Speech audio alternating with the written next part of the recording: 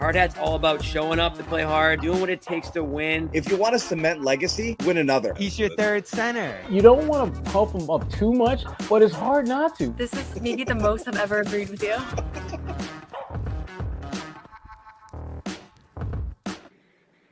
Hey, Buddy Manning here. Welcome to a Monday edition of the Garden Report.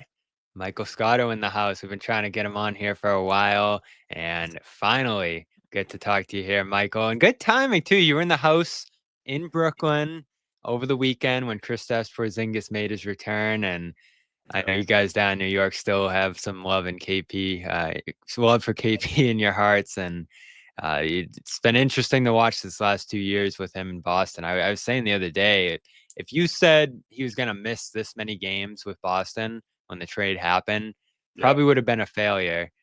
But it's actually been a success. I mean, my thing, well, Bobby, it's funny when you're saying, we have a lot of love.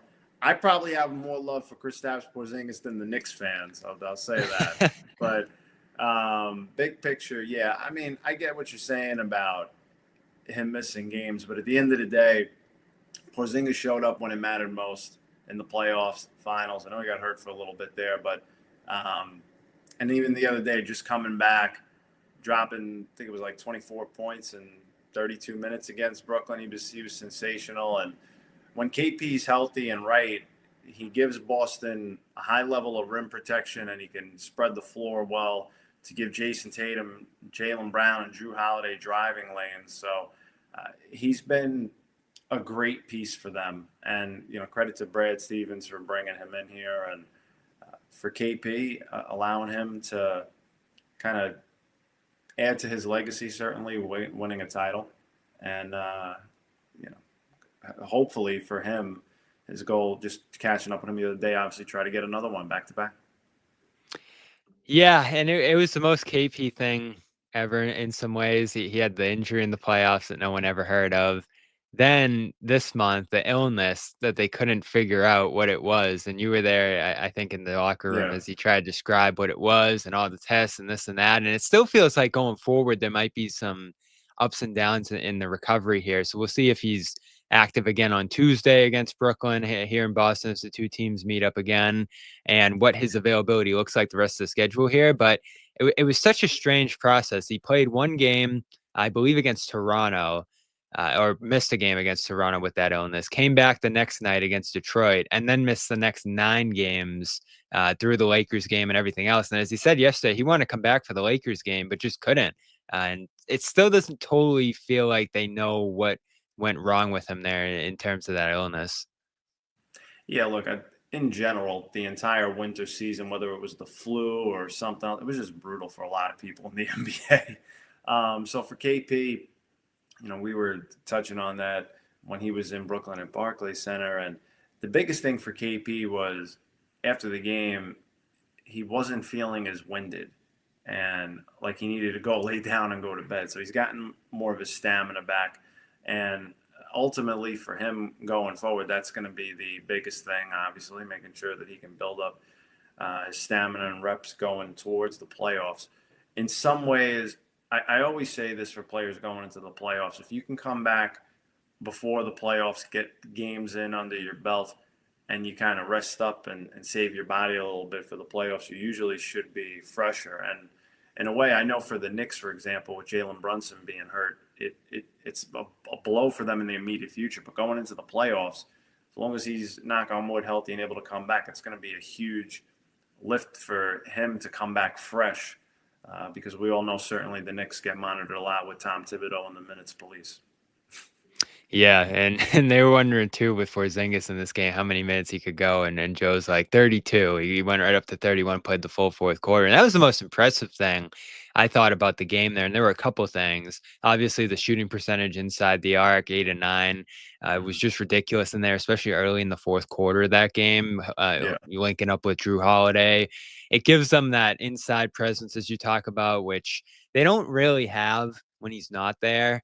And it's still amazing to look back at the playoffs a year ago, and I'm like, oh, they're going to really miss him here when he went down against Miami. But they get through round one. They get through round 2 in 5 games, obviously against an injured Cavs team, and then they see the Pacers in the East Finals instead of the Knicks there after, New York just completely crumbled injury-wise. So I guess they got a softer path than they could have there on the way to the finals, but it still amazes me, and KP missed most of the NBA Finals too, that they were able to get through that whole run pretty much without him the whole way. And just looking at them this year, a couple guys having down seasons, Horford being another year older, I don't think that's going to be the case this year. I think they're going to need Porzingis to repeat, to be pretty much available for almost all the games through the run here. Well, I'll say this about Boston going into the playoffs this year. When you look at the Knicks and the Cavaliers, they loaded up on trying to get bigger wings to try to combat Tatum and Brown. So Cleveland goes out and gets DeAndre Hunter. They lose Karis LeVert, George Niang as part of the deal. But the same thing with the Knicks. They go get Mikal Bridges, try to pair him with OG Anunoby, and try to have this wing stop diversity. So to your point, look, Al Horford, I got to give the guy credit. He's been still productive at his age. And I certainly think he can give you a good 25 minutes a night. But for KP, yeah, he's certainly an X factor for them. When KP got there, it just seemed like it took that Boston starting five to a whole new level and an elite level. And truthfully, it's why a lot of people around the league going into the playoffs still believe Boston can come out of the East. Cleveland's been impressive. I think ultimately you're going to see Cleveland and Boston going at it in the Eastern Conference Finals with a shot to the finals. And you saw Boston go up against OKC recently, who a lot of people are looking at in the West and wondering if this is their year, even though they're younger. So for Boston, to me, KP's the X factor, no question. His shooting ability opens up the driving lanes for Tatum and Brown, and his shot blocking at the rim is something they generally don't have for an extended period of time when he's not on the court. Yeah, and you mentioned the New York thing. That could be another fun layer here too, because those two teams are on a collision course. The Knicks, the Celtics, they almost got it last year in the East Finals, which would have been perfect because it felt like the Knicks had some momentum and played the Celtics tough last year. But with KP on that other side and the 3 games we watched to start this year, and they're going to have another one at MSG coming up next month that I'm looking forward to. Hopefully it'll mean a little something because both teams look pretty much locked at this point. However that series goes, it's going to be a grind out game, and Tibbs and the Knicks are going to squeeze every ounce of effort out of the Celtics, especially when Tibbs is probably playing his starters close to 40 minutes, especially in the playoffs. We saw it last year. This year, you look at again, they built that starting five, and that's including in my mind kind of Mitch Robinson there to combat Boston. That is the whole thing about once you win and you're the champ, everybody's trying to knock you off. And so all the teams in the East, and Cleveland and New York, like I touched on, they made these moves to try to get bigger and have more size all throughout their starting five against Boston. So like you touched on it, Bobby, KP is certainly, I think you said it, like he's needed more than maybe the last run that they had. I can agree with your assessment on that when you look at how the top teams in the East restructured their rosters to get better. Yeah, and that's the weird thing. The Knicks made all those moves to match the Celtics. You thought that they were going to restructure their roster there to have a better shot to beat Boston. And in the games we've watched so far, they've looked further away. And for whatever reason that is, obviously they're dealing with some injuries now and have been for a lot of the season. You mentioned the minutes thing there too. They're just in such a weird place where, and I don't know how people are talking about them down there in New York, but they're having this season that's probably the best they've had in a long time. And it's probably their most legitimately contending level roster that they've had in a long time. But you have those 3 games against Boston where they didn't look close to being able to beat Boston in a single game, never mind a series. And now, I'm reading all this stuff about Mikal Bridges talking about the minutes, and Hart and Thibodeau in a shouting match in the timeout huddle there. And, all my Knicks fans are saying like, oh, it's Tibbs. What's going on there? Because they're having this great season, but there's also all this consternation over the minutes and the injuries and their ability to beat Boston. Like, how would you kind of assess where they're at in being able to challenge the Celtics at this point? Sure, Bobby. I mean, when you look at the Knicks, they right now look like a great regular season team. Going into the playoffs, you kind of touched on a little bit with some of your friends saying about Tom Thibodeau and the rotation and the depth. He's always kept a tight rotation, and it just seems like the concern for people is that they're going to, burn out a little bit going towards the playoffs. But again, that's why I said Jalen's injury, that's going to kind of negate that in terms of having wear and tear on his body. The Josh Hart thing where they were in kind of a shouting match in the huddle, I have to be honest, that's probably the one shouting match I really didn't bat an eye over. They love each other. Like I wouldn't make anything about a beef or anything like that. First of all, Josh Hart plays the most minutes in the league, literally. Mm-hmm. So Tibbs loves him on and off the court. And for Josh, at the time, he was struggling offensively. I think there was a little bit of that. And big picture for them, you mentioned about, well, how have they fared specifically against Boston? I do agree with your assessment. It's ironic that they had this kind of wing stop thought that, okay, we're going to get OG Anunoby and have Mikal Bridges to combat Tatum and Brown. But it seemed like last year in the games they were closer. Now, I don't know what that's going to mean for the playoffs, if there's going to be a notch that gets turned on and whatnot.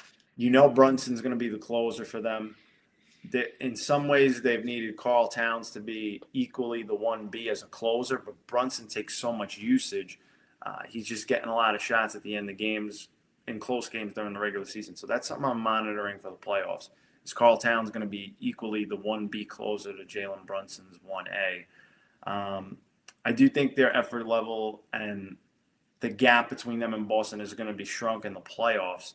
If not, then I think if you're the Knicks and you design this where you're looking where you can have multiple years, eventually you have to make a decision on Mikal Bridges' extension. You have to then say to yourself, well, we gave up all these picks to get Mikal, but big picture, the goal is now not just to be a great regular season team, not just to get to the second round, it's to get further than that. And so for the Knicks, I think the playoffs, and especially against Boston, could be a real needle-moving point for them. Yeah, and again, Celtics pretty much locked in at that 2 spot at this point. Knicks would be hard for them to fall to 4. So that does set them on a collision course for a second-round matchup here. Impossible to imagine the Celtics losing round 1. The Detroit thing's interesting. We don't have to get into that, but I do think they could push New York a little harder than many people would think. They're playing with house money. Listen, yeah. Detroit is playing with house money. Nobody thought that they would be this high in the Eastern Conference standing. So credit to Trajan Langdon for bringing in some veterans like Tobias Harris and shooting with Tim Hardaway Jr. and Malik Beasley around those young guys to supplement their growth. But they're playing with house money. And I would also argue that with the Pistons, they've had so much – they've overachieved so much this year that you almost – you don't want to almost set unrealistic expectations for next year. You want to continue to keep that trajectory going up and linear. So, if they even lost in the first round, I don't think that's a bad thing. Like, they've had a good year so far. Obviously, they're striving for more, but they're playing with house money. And talk about something that would drive Knicks fans through the roof, losing round 1 of them. We'll see. There's a lot of movement in the middle of the standings too. Milwaukee, Indiana in that range as well, but it does look like it's going to be Celtics 2, Knicks 3 at this point. The Nets and Celtics are going to play again on Tuesday, and if you're in Boston, this is the last chance the Celtics at home for a while. They're about to go out on their biggest road trip of the season. Will take them pretty much through the end of the month out there. So if you want to see them this week, got to go over to Game Time and get some tickets for this game on Tuesday night. It was a good one out in Brooklyn, way better than you would have expected between these two teams. So go check it out. It's my favorite app to find tickets, and there's a bunch of great features that make it that way. The biggest one for me is the panoramic views of your seats. If you've never been to an arena, I know Brooklyn down there is a little wacky with the balcony and all that. The dark stands there. Like, there's just a lot of good reasons. MSG, if you're thinking about going to that game next month, the seating in there is a little strange too. So you'll see exactly where you're sitting, and a lot of great features on there too. Beyond that, the lowest price guarantee, they'll credit you 110% of the difference over there as well. And your purchase is covered by the most flexible customer service policy in the ticketing industry. All in pricing also shows you up front what you're going to pay. So there's no surprise fees at checkout. And again, the panoramic view is my favorite part of the app there as well. So go check it out. Concerts, comedy, theater, beyond sports. So there's a bunch of different events you can go to there as well. This isn't just basketball or hockey or baseball coming up here. This is everything over on the Game Time app. So use the code CLNS to get $20 off your first purchase over there. Terms apply. Again, create an account over on the Game Time app. Use the code CLNS and get $20 off your first purchase. What time is it? Game time. So you mentioned the field here, Michael, and I think the biggest thing we've learned this season, I don't know what to make of the Celtics ups and downs and the January they had. And even this game, they're sitting out some guys and you're up 21 and you blow the lead. It's hard to take anything from that given where they're at this point in their season. And the second seed results that they have here, I think, are good enough for anybody. So I don't think anyone has any huge complaints about the season that they've had to this point. But one thing that's clear is there's more competition out there. And you look at what the Cavs are doing. It's outstanding. They even the series against the Celtics with a big comeback in Boston the last time they played a couple weeks ago. So they're 2-2 at this point. Oklahoma, who it's hard to imagine not coming out of the West, even though it's a very crowded, competitive field out there. They beat the Celtics handily twice and pretty much suffocated Boston's offense, which is one of the best in the league, obviously, with that defense that they have there. So they're the one I'm looking at. We saw the game on Wednesday.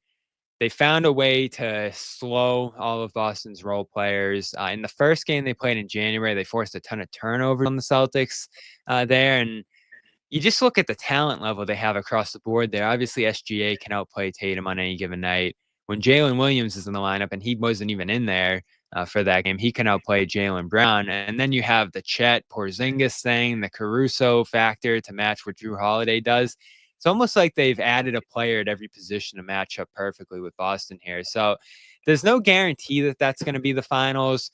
But if it is, I think you do have to have some concern if you're Boston, just based on how those two games looked in the regular season.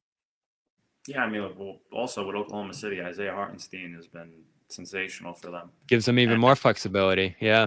Yeah, and Chet's been out, and he's been at times during this year. Chet's been out, and Isaiah's played phenomenally well, averaging a double-double and being efficient offensively. He's a great passer for the center position as well. So he gives them a little bit of offensive diversity, especially operating kind of high-low.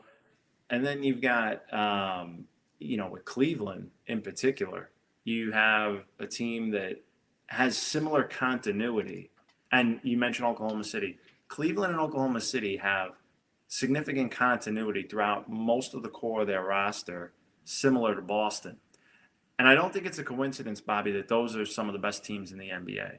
A lot of times, given the transaction cycles, a lot of teams, we saw it previously with Milwaukee when they got Dame, and the Knicks were getting Bridges. It takes a little bit of time to build the chemistry. And similarly with Minnesota, you make a big trade right before the season with Karl Anthony Towns, and then they get Julius Randle and Dante DiVincenzo. In the beginning, there were a lot of speed bumps, and now they've won 13 in a row when Julius Randle has played for them in Minnesota with him in the lineup. Obviously, that's spaced out over an injury, but the chemistry with him and Rudy Gobert is getting better.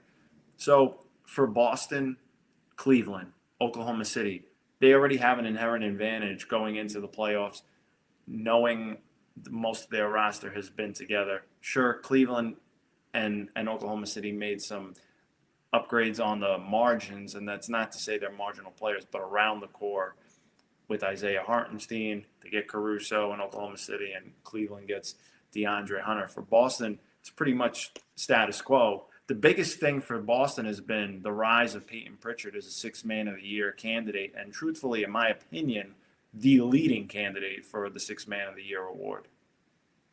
Yeah, and he broke that bench 3-point record in Brooklyn there, which came pretty early in the schedule. He's going to be able to stack that up even higher. I know Beasley's right behind him there too with it, so he'll probably end up passing Ellington too. But that is a fun race down the stretch, and it feels like Pritchard has it, but he's probably going to have to slam the door, and he'll get the chance to with all the rest that the Celtics are going to do down the stretch here.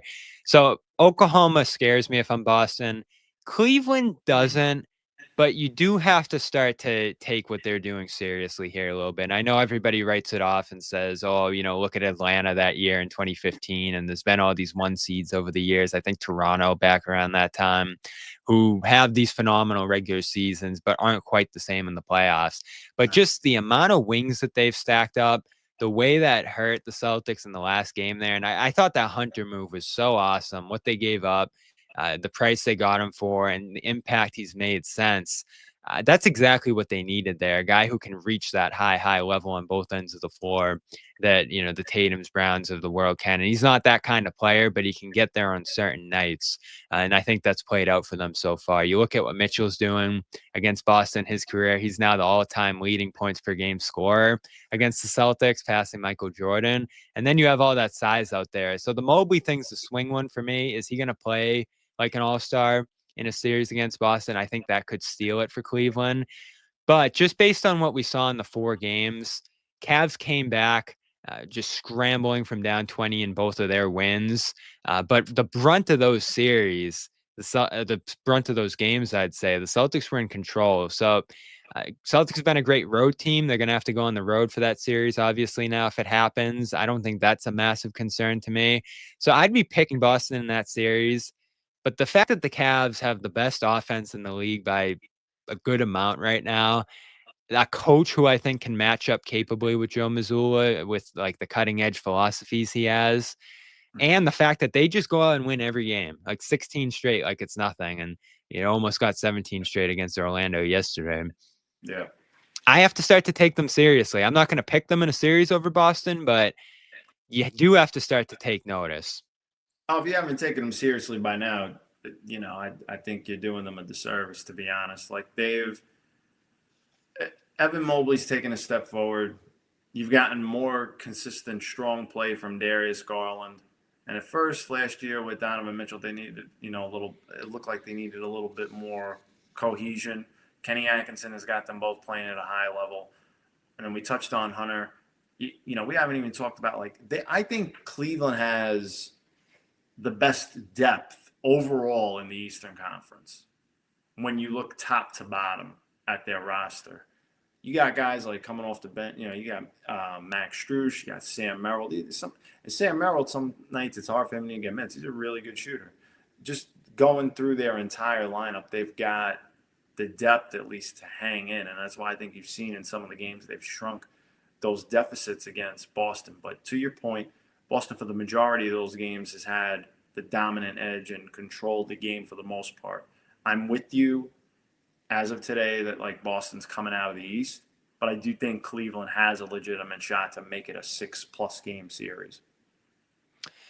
Yeah, and I'm looking forward to it. Hopefully it does happen. Anything can happen in the second round there. And, the Cavs are going to have to get through Milwaukee and Indiana too, who both look like at their best conference finalist teams too, potentially there. So I'm not putting them in pen yet in terms of playing in the East Finals, but I'm pretty confident that that's what we're going to be looking at when May comes around. And those games were awesome too. 25-3 becomes a Cavs win in that game in Boston. That was one of the best crowds of the year in Boston as well. And I think that showed more than anything that Boston's starting to take Cleveland a little seriously there, is just how raucous the crowd was that night. So want to hit on one more thing before we get out of here, but first want to shout out Prize Picks. It's a great time of year to head over there and check out the app that makes daily fantasy sports accessible to all. It's so simple. You pick 2 players, pick more or less on their stat projections, and there you go. You have your team for all the great sports happening in March this month. Great to play with your friends, and all kinds of awesome features over there too. Mix and match player projections from different sports. That's an interesting one. Combine your favorite basketball players with players from baseball, hockey, esports, and much more for a shot to win up to 1,000 times your cash. Run your game all season long on Prize Picks with over 10 million members and billions of dollars in awarded winnings over there. The second half of the basketball season's here, and the race to the playoffs is heating up on Prize Picks, the best place to cash in on your favorite sports. So don't miss your chance to cash in as the league's best fight for playoff positioning. You can check out Giannis more or less than 35 points in any given game there. I think Steph's a fun one now too with the Warriors rolling. Always going to pick more on his scoring out there. And again, go over there and use the code CLNS, $50 instantly when you play your first $5 lineup. That's $50 instantly when you play your first $5 lineup with code CLNS. Prize Picks, run your game. So you always put out these great reports, Michael. And the latest one, you've been tracking it all year, the Kevin Durant saga in Phoenix.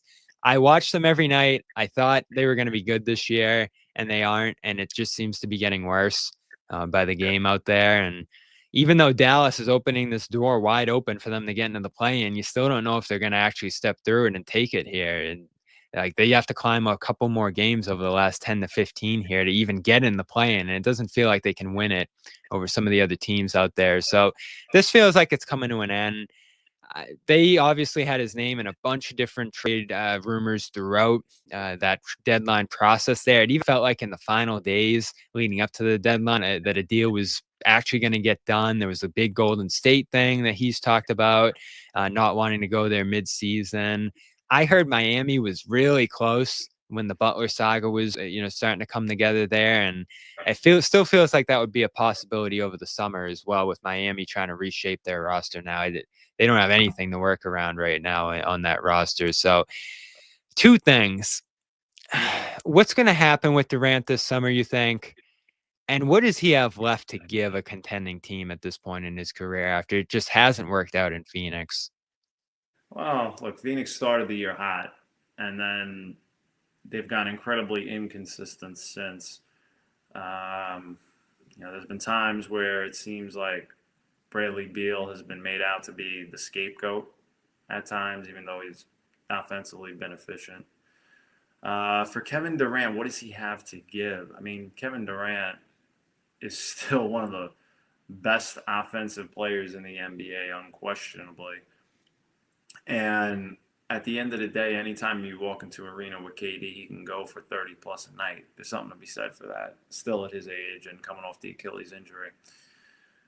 He's been phenomenal and arguably more efficient, which has been mind-boggling. What do I foresee happening for KD in the summer? Look, certainly Phoenix doesn't want to move Devin Booker. And so they tried to move Bradley Beal. But Bradley Beal having a no-trade clause certainly complicated that, on top of the fact that teams around the league were not pining to take his additional salary going forward. With the new CBA, it makes things a lot tougher. And so for Phoenix, I think it's going to end up being more of a retool a little bit around Devin Booker. And for the next logical piece, Kevin Durant is that guy that could get traded because he's generated enough interest. He'll have a year on his deal. And, you could have tried to make an extension happen, but big picture, he is getting older and it hasn't worked out to this point. So you look around the league going into the playoffs, I can't tell you which team would be a leading contender for him now. And the reason I say that, Bobby, is because in the playoffs, there are going to be teams that underwhelm. And when you underwhelm and there's more pressure, it leads to more desperation to make a move and make something happen, make a splash. Previously over the summer, for example, we saw the Philadelphia 76ers go all in. Paul George, and they made a bunch of other moves. And in some ways, they won the headlines in the offseason, but it hasn't translated on paper. With the Suns and Kevin Durant, previously, I thought it was interesting that Minnesota was one of the top teams aggressively pursuing Kevin Durant. If you're going to be any team that goes and gets Kevin Durant, you're thinking that Kevin Durant is the missing piece. And one of the reasons that partly the talks with the Minnesota Timberwolves fell through, in addition to not just wanting to – one of the reasons it fell through for Minnesota, in addition to not wanting to part with Anthony Edwards and Jaden McDaniels, was that there was a question of, okay, well, if we gut this roster pretty much and we just get Kevin Durant, and you even have Kevin Durant, Anthony Edwards, and Jaden McDaniels and whatever leftover parts, is that enough? And it's not sustainable at that point, given his age. If you're getting Kevin Durant, you have a short title window. You have maybe a higher ceiling, but a shorter title window. So for teams around the league, I think when the playoffs hit, that's going to be interesting. You touched on Miami, Bobby, and yes, Miami was indeed highly interested in getting Kevin Durant. They had been previously over a number of years. Big picture, I think Kevin's going to ball out in the playoffs, which I think could help his – if they get to the playoffs, I should say. He'll put his best foot forward, and he's been a pro about it. He understands, just like he did when he was in Brooklyn, that it's going to take a lot to trade for him. The Suns aren't just going to give him up. That's not going to happen. So, obviously, there are a lot of eyes on him in the summer, whether they move him or not. Big picture, we'll see, but it's certainly trending towards that possibility growing as the Suns struggle as a team collectively. Yeah, and going back to the Lillard saga with Miami, you think of the Hero and Robinson and, those packages that they were throwing at Portland that just didn't work. I don't think they'd work necessarily in this spot either. Now Hero's risen all-star status in Miami, so who knows if he would even be available there. The Minnesota thing's interesting. You understand why the Wolves wouldn't give up Edwards for Durant at this point. Like that doesn't make much sense. So I don't know how they circle back. And you said it's possible that Minnesota does circle back this summer on a deal like that. They've won 8 straight now. The Randall thing's starting to work to some degree. I think they've won 13 straight with him in there. DiVincenzo looks awesome as well. Back from injury, shooting like 43% from 3 cents. So they're starting to figure it out there. And I get that the Durant thing's always appealing. And maybe there's some sort of ownership thing there too, as they transition owners there too, because it was a new owner who obviously spearheaded the Durant move in Phoenix in the first place. So I don't see the enormous need for Durant in Minnesota. And I definitely don't see, outside of Edwards being in that deal, which the Wolves probably won't do, how that's not gonna happen. The bigger question was if Jaden McDaniels was going to be in the deal. That was kind of a needle moving point, and Minnesota did not want to part with him, from what I was told. And if that's the case, there's just not going to be a deal there. So I'm looking at Houston, who had a rough stretch there for a little bit this month, got back on a winning streak, and they're going to make the playoffs here in Ime's second season. And there's always been that debate, even going back to last year, of how much do they accelerate this process versus how much do they wait and see with the young guys. They extend Green, they extend Şengün. So, that was never a deal that was going to happen this season. But they went out and got the Phoenix picks from Brooklyn in that weird trade that brought the Durant picks to Houston. And then I remember Woj reporting at that time, like, all right, this might be getting the ball moving toward a Durant deal in Houston. And obviously, I believe Ime was there during Durant's time in Brooklyn. So they have a relationship. It feels like that's the kind of final piece Houston needs to get its offense going more consistently, because we know they're a top tier defense at this point. That one makes all the sense in the world to me. Now, what players would go to Phoenix in that? Jalen Green, maybe. I think Şengün's probably someone they build around there. I don't know what it would look like, but to me, that's the Durant team, Houston. As you're mentioning Houston, I'm thinking of a lot of different things in my head. Number one, Ime Udoka, when he was coaching in Boston, was trying to get Kevin Durant. And I was during the Jaylen Brown trade talks. And you think Ime had a hand in that? I would say that Ime Udoka coached Kevin Durant, is fond of him, and I think it would be naive to think that he wasn't at least aware of the conversations and gave his input one way or the other. Mm-hmm. And now in Houston, look, when they got Fred VanVleet, it was clear to me that any coach is trying to win sooner than later. Now, for Houston, I would say I'm going to say this in general, Bobby, okay? The Kevin Durant market is going to be shaped by what happens with the Milwaukee Bucks and Giannis Antetokounmpo first, in my opinion. And I say that because teams around the league are looking at Giannis first before KD because Giannis is younger. And Giannis has a longer pathway to extending a title window than Kevin Durant. Both are great players, but we're just talking an age difference here. And Giannis obviously on both sides of the ball. So I think that's going to be the first kind of needle moving point. And if you're a team like Houston and you've got young assets, you got to figure out Jabari Smith, what are you going to do with him in an extension? Reed Shepherd, one of your top picks that hasn't really had a chance to play. You got Cam Whitmore, Jalen Green. You have a lot of assets and flexible contracts. And those Phoenix picks. You got the picks. You can throw Jock Landale in there. I get the picks, but I would also say to you that if you look at Matt Ishbia and the way he's operated, Matt Ishbia is not worried about picks. Right. They broke up the 2031 pick to get multiple first-round picks to help move off of Nurkic, get them closer to ducking and going below the second apron if they can over the summer and giving them more flexibility. That's a different scenario. But big picture, Ishbia is a star-driven guy, big-name-driven guy. That's why he got Durant immediately upon getting control of the team and then going out and getting Bradley Beal too. So we'll see certainly, but I think for Houston and a lot of other teams around the league, Giannis would be ahead of Durant on the pecking order. Now, of course, you have to wait and see what happens. It would take Giannis asking out behind the scenes. And these are a lot of theoreticals, but it's what the league is monitoring. And they've always been monitoring it. But I was just going to say, after the Luka trade, anything's possible. I'm telling you now. Definitely. Yeah, and we have heard that forever. It feels like Giannis does that just to keep Milwaukee on edge to some degree. And the last two playoffs, he's hurt. So they fire Bud. I don't know what they expected out of them with Giannis down in that series, and then all the whole sagas that happened last year with Doc coming in there. They're in an interesting place too. I mean, they just got blown out by Oklahoma last night. They're sort of just floating around the middle of the NBA or the East right now.